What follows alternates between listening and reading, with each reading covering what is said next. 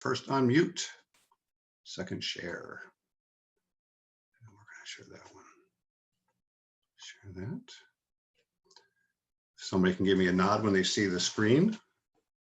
All right, very good. A couple opening disclosures or disclaimers, I guess I'd say.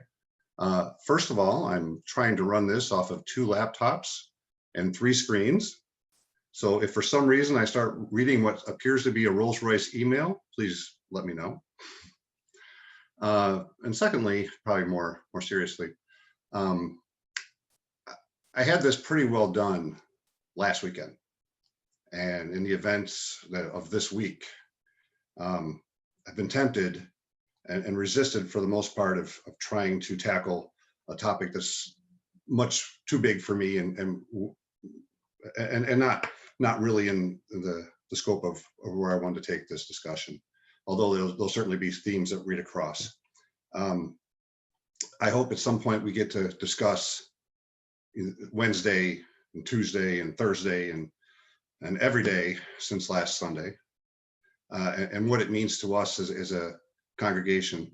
But today's not that day. I need somebody smarter and probably more insightful and even more empathetic than me. So with that said, now I'm faced with following Edie, which is going to be a mammoth task. So measure your expectations. So the title of our discussion today is Opening Our Doors with Our Hearts. For those who are aware, a team of people led by Jennifer Mills has done a lot of work to get some technology put into the church, which will allow us to eventually do hybrid servicing. With one thing COVID has done is opened up Zoom as an option to reach people who can't come in person every week, and that's a great thing.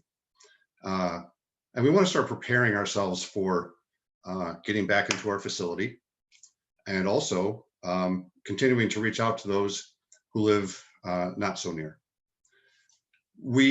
A couple of us made an effort to try to do this as a hybrid service today, and it was, we vetted a lot of things, and there was a couple of items that we needed to follow up on, and we thought for today's service, let's do it traditionally. But in the future, we will be having hybrid services, and not too far off. So with that said, opening our doors with our hearts. So since all this began, I have been to the church 4 times. All this began being COVID, when we finally had to make the tough decision to not meet in person anymore. 4 times. That would be typically, for us, probably 6 weeks. We made it most of the time, but not all the time. This picture is actually on our website.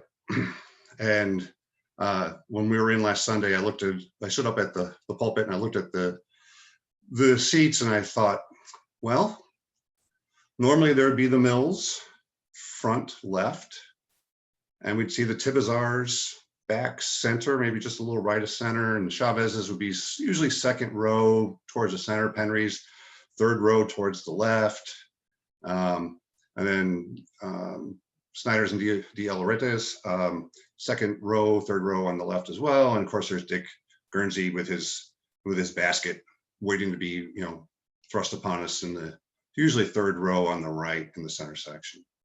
And I could picture all that in my head, and I missed that. And I like seeing everybody on the Zooms, but there'll be a day where we'll see each other in person again. And the question is, how do we open our doors safely? We closed our doors because of safety, and we will eventually open them again with safety in mind. So a recurring theme always was, how do we get butts in the seats? Now, first it'll be the butts that we know, and how do we get maybe some different butts into some seats, and how do we get back to normal? Now, bear in mind, even before a year ago, there were usually empty seats. I don't know, maybe there's 60, 70 seats in there. Maybe we'd seat 40, right? I'm making those numbers up, but that's the scale. But we always had this yearning to bring more people in. So even on our best days, we weren't reaching our full potential in terms of this facility. And this really takes on a much more complex and critical view now. COVID is forcing us to change the way we look at almost everything. Looking first at the requirements for physical reopening, they're actually fairly straightforward, and I'll show you a couple slides in a minute.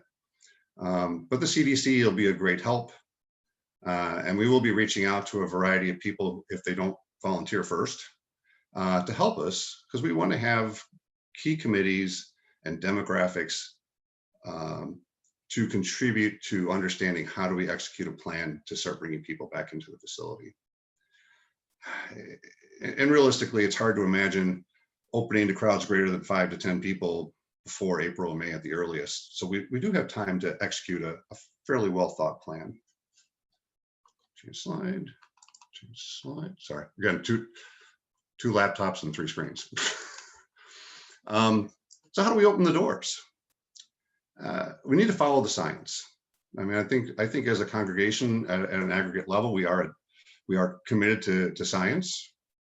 We'll adopt best practices, and we'll take on known and acceptable risks. And when I say known and acceptable, it means they'll be shared. People will know what the risks are coming in, and they can make the decision. And like I said, we'll have Zoom available for those people who just don't feel that it's quite right for them quite yet.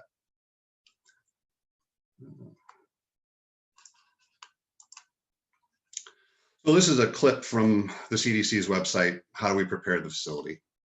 And it's about washing and cleaning and air filtration, but these are the things we'll have to consider as we make our way through vaccinations and people start to wander out in warmer weather and take on more life as what normally used to be. But we'll have to look at other things too. In the facility, do we have to go into HEPA filters, and do we increase our circulation? And again, this is all all be driven by the science. Other things we might consider is, how do we position ourselves to assist in contact tracing should the need arise? Do we keep a tab of people who are in the facility at any given time? Maybe, maybe not.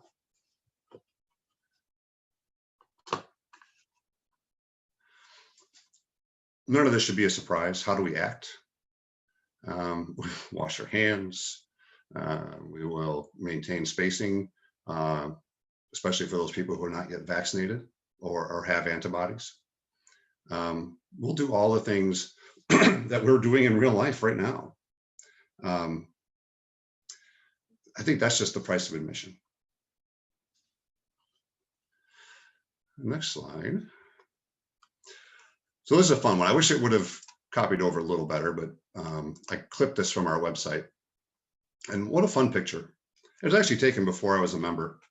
But I do remember coming in and seeing this level of population and excitement and intensity. And I mean, who remembers this? I mean, who remembers coming to the church and seeing it as a thriving place where you are surrounded by people that you know, people that you respect, people that you love? It'll be a long time before we have that picture again, but we will have that picture again someday. And what will we do differently in the meantime? We'll have to consider music and singing. One of the things that's come out in the pandemic is that singing in a crowd is the best way to start a super spreader event. Seating arrangements. We had adopted some of that before we left. We'll probably have to do a little more of that again.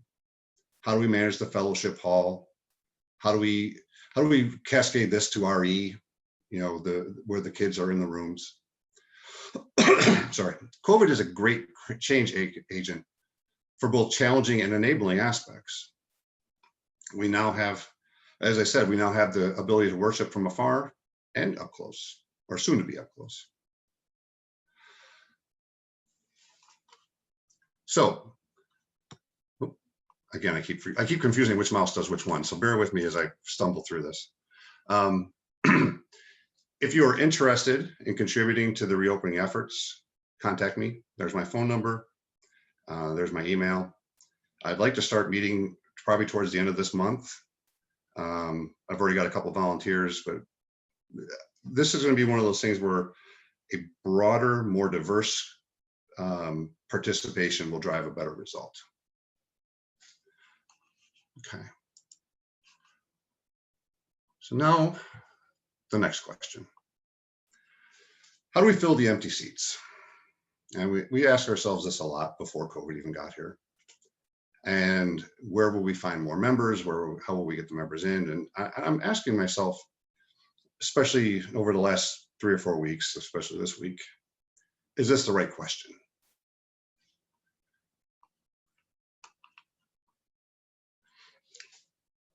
I think the question, which might be more appropriate, is to whom will we bid welcome?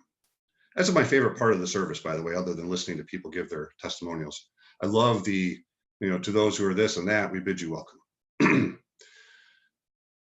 Before I had first attended Huck, I actually did a questionnaire online that helped me determine which denomination would be best for me. It's kind of like a dating app for the church I chose. And they said, guess what? You're probably a Unitarian Universalist. And I looked at Alice and I said, what's that? And she explained it to me. And when I first started to attend, and some people remember this, I used to sneak in. I'd come in a couple minutes late, and then I'd sneak out a couple minutes early so I wouldn't have to talk to anybody. But I wanted to see what the services were like. And I did that for probably a couple months, and then eventually introduced myself, and everybody was so very kind and understanding. Maybe I'm not the only person who's ever introduced themselves that way. Then a couple of years later, here I am marching. And that was such a great day. I love that picture. I love that day. I felt like we were aspiring to be our better angels. That we were shining examples of our values that day. And the people of this congregation won me over. And I'll be here until I fall out of favor and you guys ask me to leave, I guess. But really, what better advertisement could we make for ourselves than this type of picture? We're also just really embracing our values. And it was really easy because we knew it felt like the right thing to do. But maybe it was too easy. We marched with and people who shared our beliefs. We were, in essence, preaching to a choir. And there's a fair number of people who don't necessarily fall into our choir.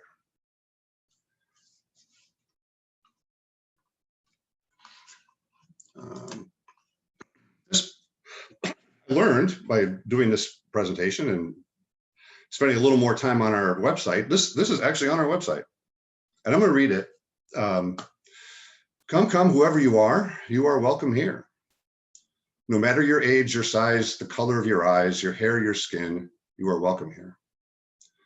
No matter how you came here, if you came alone or with others, you are welcome here. No matter whom you love or how you speak or whatever your abilities, you are welcome here. Whether you come with laughter in your heart or tears in your eyes, you are welcome here. If you come here with an open mind, a loving heart, and willing hands, then you are indeed welcome here. Well, that sets a pretty high bar because it doesn't exclude anybody. I guess if you could take the last paragraph and twist it a little bit, but ultimately, we are giving everybody the opportunity to be welcome here. And I'm going to test this theory on things that I know I have struggled. So, and this may get a bit provocative, and if it does, I apologize. But I do want you to know it does wrap up nicely.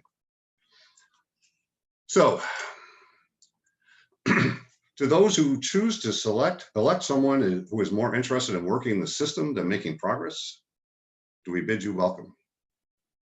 Current Senate Majority Leader, soon to be Minority Leader, Mitch McConnell. Not my favorite politician. I think he did try to redeem himself a bit this week, maybe a bit too little too late. But again, would we welcome someone who thought that he was the best person to advocate for them? I don't know. I struggle with that. To those who would rather hear lies than be burdened with the truth or facts, do we bid you welcome? There was a time a couple of years ago, I used to listen to Sean Hannity as trying to get both sides of, fair and balanced. I tried to get fair and balanced, and I was able to listen to him in the car on my way home for about, 3 or 4 months. And I tired of it. It was actually quite heavy, and the message didn't resonate with me, so I stopped. It wasn't for me.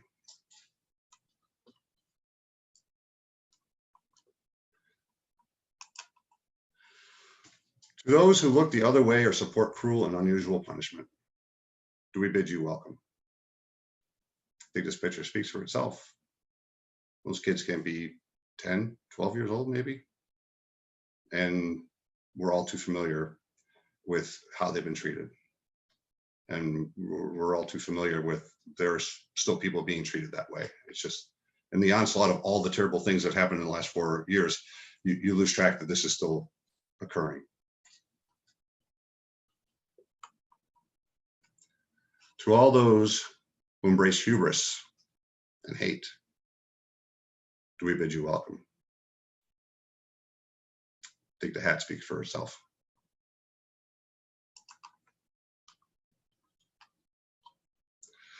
To those who lack the proper respect for rules and expected behavior, do we bid you welcome? I remember when this happened. This is in Michigan during the lockdown, and I think this was just before the governor there got death threats.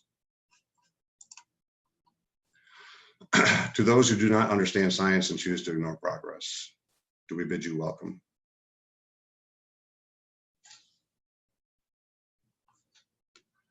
Last one.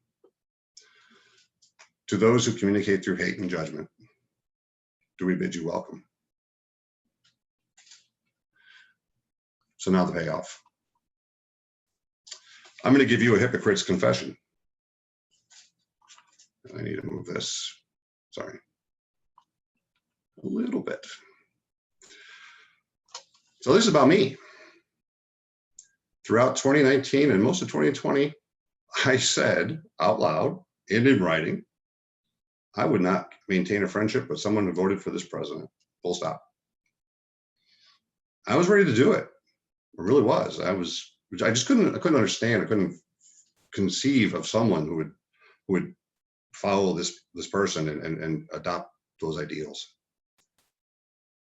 I've also more or less cut off communications with half of my family on one of my parents' side. I'll keep that to myself for now, on issues like gun control and abortion rights. And I have, over the last 20 years, opted not to attend funerals and weddings and family reunions. This isn't just since President Trump has been in office. This has been many, many years, a generation. My kids are 21 and 19. This is one I'm not so proud of. I have referred to people who don't share my reviews as things as horrible as retarded, mouth breathers, sheep, lemmings, and other shameful labels. Out of my mouth, sometimes in writing. And frankly, I have to fight the urge to judge anyone who wears a red hat, even before I know what the message is on the front. How am I different than any of the people in those slides that I just showed you? I feel welcomed in this church. And yet I look at those other slides and I think, oh, no, I don't think so.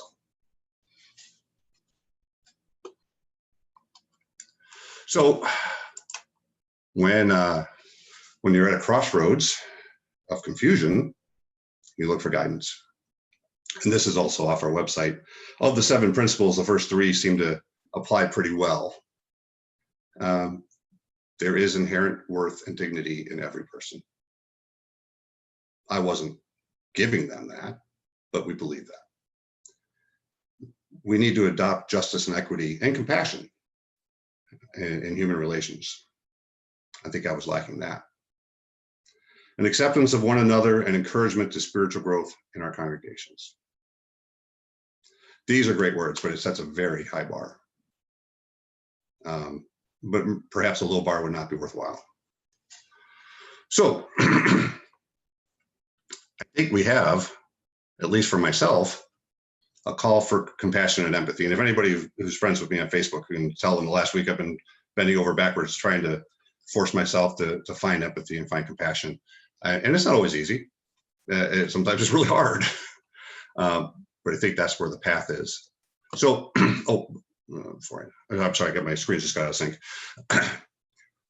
I'm a big podcast person. I run, and during those runs, if I'm not listening to something, I kind of get lost my own thoughts, and that's not always good.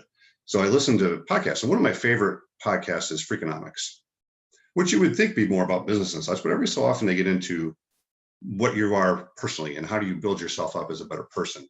And I'm an agnostic, but if there was ever a case for some type of divine intervention, the day after I volunteered to do this service, I listened to a Freakonomics podcast, and then a week later another one, 2 consecutive, that fed this discussion. And I'm going to go into those things right now. So from the episode 444, they're talking about compassion and empathy. And compassion is so important. And it was actually in the second of our instructions or whatever. It's an emotional response to another person's pain or suffering involving an authentic desire to help.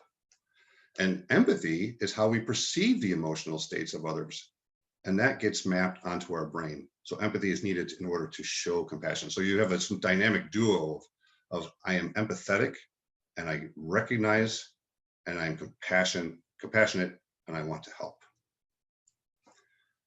And it's pretty tall order, but it's a great relationship between these two concepts. So this first quote, I'm not going to read the whole thing, but this talked about when doctors were given firsthand exposure to a patient's challenge. They were given a pill that allowed them to understand what Parkinson's is like. And this podcast was really about the medical field, but it really does apply to all. So when I tried it, I couldn't even hold a pen. And then later it says, and instantly gave me more empathy for people who can't control their movements. And then below, compassion for patients can actually modulate a patient's perception of pain. Because you care, their pain is more modulated because they believe you care. And then finally, there is studies that show, not just for the patient, but for the provider, if you have empathy and you can give compassion, it's better for you too. You are less likely to get burned out if you approach your patients or your interlocutors or your friends or your enemies with empathy and compassion. It's not as hard on you because you're not carrying that weight. You're not taking on the burden of a divide. So, summary of this section: compassion and empathy benefit the giver as well as the receiver. So the next question is, what prevents us from being empathetic and compassionate? I mean, we now know, so let's just go do it, right? But no, it's not that easy because there's things working against us. So in the next episode, I practice saying this a lot, so bear with me if I stumble. Ultra-crepidarianism, we'll say that's close enough, is the habit of giving opinions and advice on matters outside of one's knowledge or competence, which I like to call painting with a broad brush from a paint bucket with no paint in it. And there's some discussion about the Dunning-Kruger effect, which could be no better example than me trying to tell you what the Dunning-Kruger effect is where you tell somebody about something that you don't really know all that much about. But the key thing here is many people think that this effect is not something that applies to them, but it does apply to other people. So I know what I'm talking about, but I don't know that everybody else does. I don't think they do. So there's there's an unfounded confidence. And then unfounded confidence brings hubris.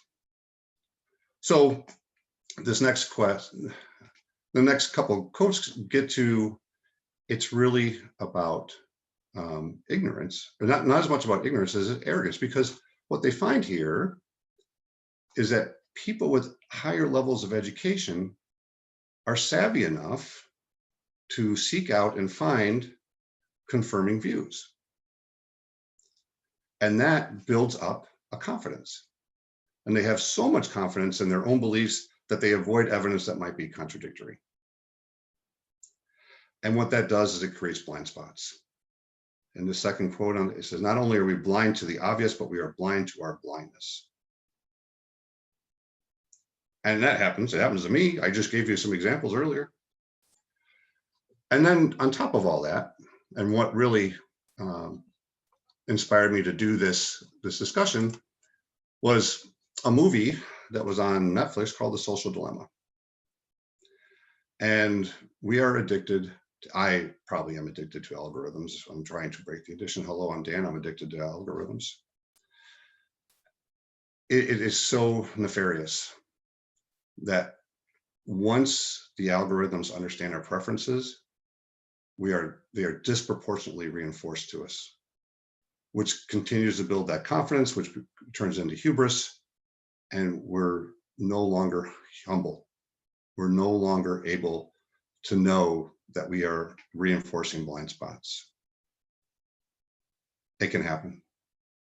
And it's hard to fight because the other people that we're dealing with also have algorithms reinforcing their thoughts.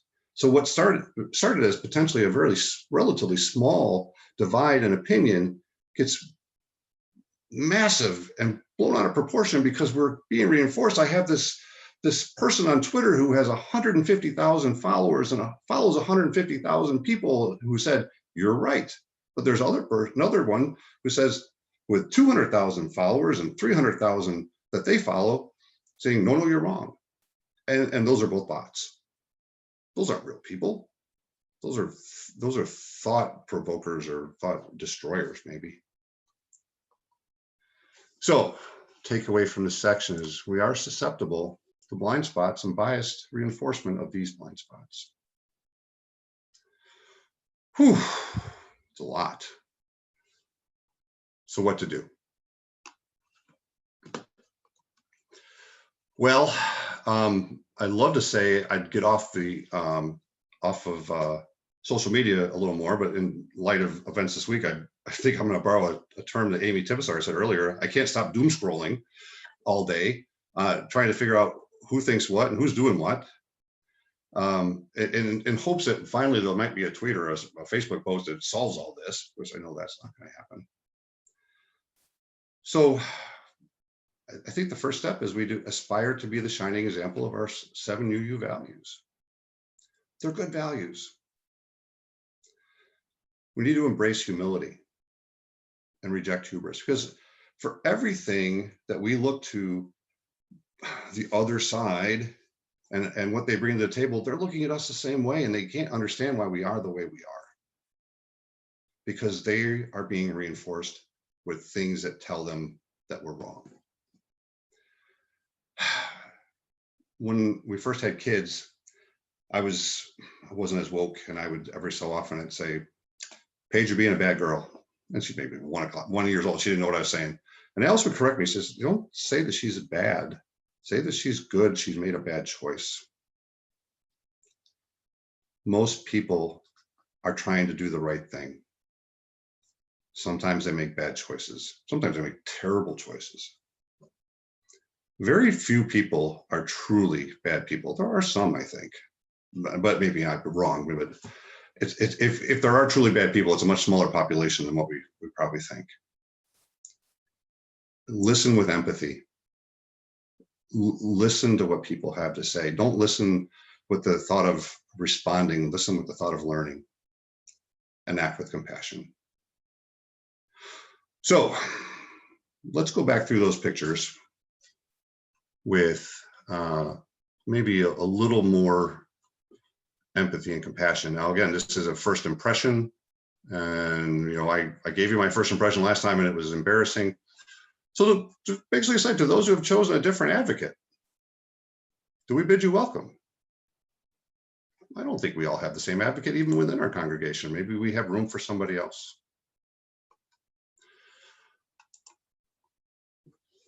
To those who seek the message that assuages their fears and makes them feel included and important. I saw, amongst my doom scrolling tweets, I did see one that said, part of the passion that's going on right now is there was a group that felt like they were unheard. They got a politician that they felt heard them and felt that they were important, and then this person is now going to be no longer in office. Agree or disagree with any of that, but if Martin Luther King's quote that rioting is the language of the unheard, and you feel like you're going from being heard to being unheard again, maybe that's where some passion comes from. This is still a tough one. To those who seek protection from fears, real or perceived, do we bid you welcome? Are there people who are so scared of those things that they don't understand that they're willing to do things that are not normal? And how can we help? Throwing stones is easy. How can we help them understand that the fears that they have don't have the consequences that they fear? And can we get to people before it reaches this level? Another tough one. To all those who feel that they are being left behind or looking for a tribe. The challenge here, obviously, I hate the hat. I know I say hate a lot. I hate the hat. It stands for just about everything that I don't like. But if we don't reach out to people and give them an opportunity to be part of our tribe, somebody else will. And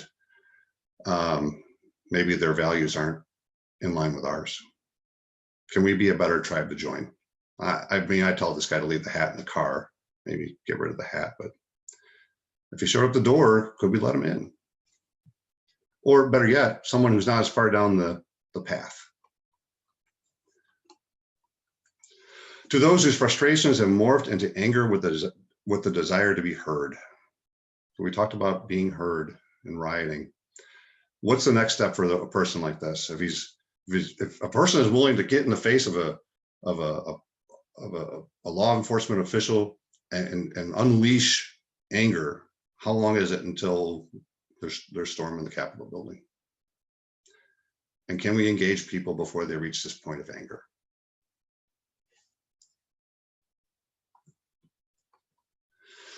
To those who fear change or control, to those whose fear of change or control causes suspicion of progress. Some people fear what they don't understand.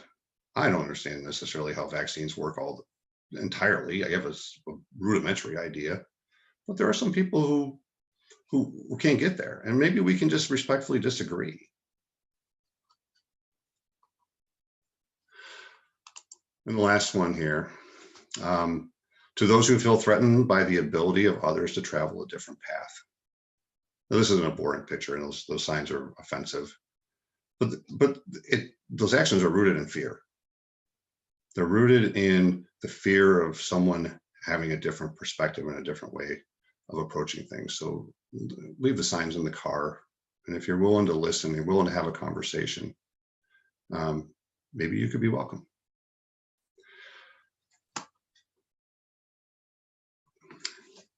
And can we aspire to our better angels to help our fellow man? And I think this is my last slide. Yeah. The other thing that we have to remember is we aren't the only ones with these blind spots. We aren't the only ones who maybe have gotten up out in front of our skis a little bit and made judgments. And can we be humble? And can we understand that even though we may not change somebody's mind, we can at least acknowledge that their lives have value, and barring behaviors that are unacceptable, there's place for all of us in this world. So with that, I thank you for listening.